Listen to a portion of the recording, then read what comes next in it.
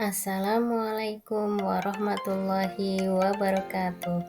Perkenalkan, saya Balu Hidayati, CGP Angkatan 11 dari SMP Muhammadiyah 9, Yogyakarta.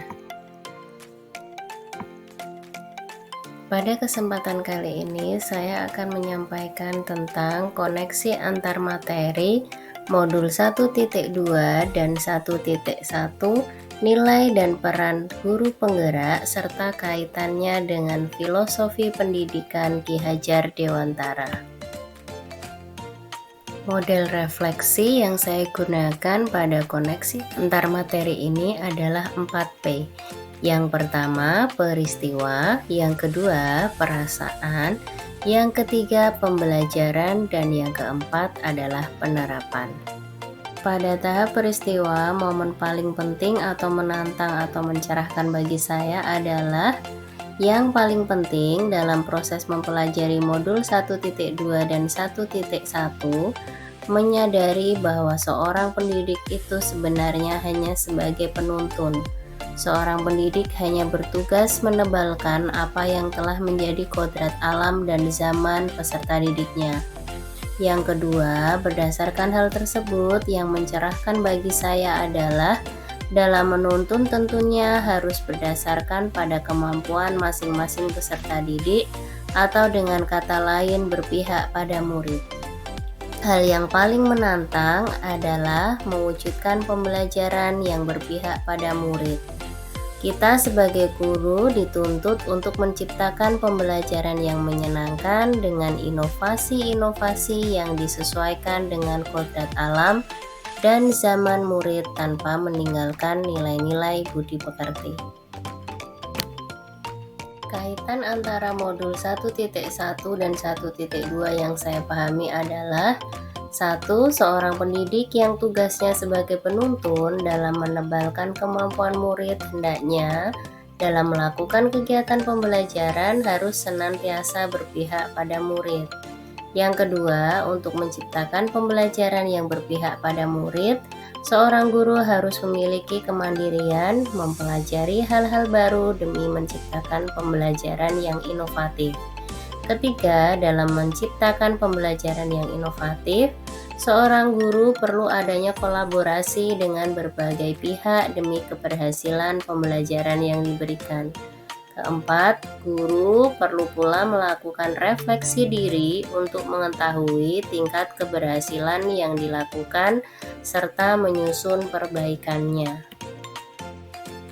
Metode yang kedua adalah perasaan. Saat momen itu terjadi, saya merasa seperti bagaikan seorang guru dengan semangat pembelajaran baru. Saya merasa antusias untuk segera menerapkan nilai dan peran guru penggerak dalam kegiatan pembelajaran maupun di luar pembelajaran. Saya tidak sabar ingin memberikan pembelajaran yang menyenangkan kepada peserta didik saya dengan inovasi pembelajaran yang saya buat. Dan yang tidak kalah penting, saya merasa memiliki keberanian untuk membagikan pengalaman saya kepada rekan-rekan guru untuk ikut serta menciptakan pembelajaran yang menyenangkan, yang berpihak pada murid sesuai dengan kodrat alam dan zamannya. Metode yang ketiga adalah pembelajaran. Sebelum momen tersebut terjadi, saya berpikir bahwa guru dapat mengubah murid dari yang tidak bisa menjadi bisa berdasarkan cara yang diberikan guru. Dengan perlakuan yang sama, keberhasilan murid juga akan sama. Yang ketiga, inovasi pembelajaran yang diberikan pasti disukai oleh murid dan pasti memberikan dampak yang baik bagi murid. Jadi, tidak perlu adanya refleksi perbaikan dari pembelajaran yang diberikan. Kolaborasi antar guru tidak perlu dilakukan karena yang mengetahui karakter murid adalah guru itu sendiri. Sehingga perlakuan apa yang perlu diberikan kepada murid yang mengetahui adalah guru itu sendiri. Namun sekarang saya berpikir bahwa guru hanya berperan menebalkan kemampuan yang telah dimiliki murid sesuai dengan kodrat alam dan zamannya tanpa meninggalkan budi pekerti. Yang kedua, karena kemampuan murid berbeda, maka pembelajaran yang diberikan seharusnya yang berpihak pada murid. Untuk menciptakan pembelajaran yang berpihak pada murid, guru perlu mempelajari inovasi-inovasi pembelajaran yang menyenangkan. Yang berikutnya, dalam menciptakan inovasi, perlu adanya kolaborasi dengan berbagai pihak untuk mencapai keberhasilan pembelajaran. Selain itu, dengan berkolaborasi, guru dapat menerima masukan apakah pembelajaran yang dilakukan sudah sesuai atau belum, sehingga perlu adanya refleksi di setiap pembelajaran yang dilakukan.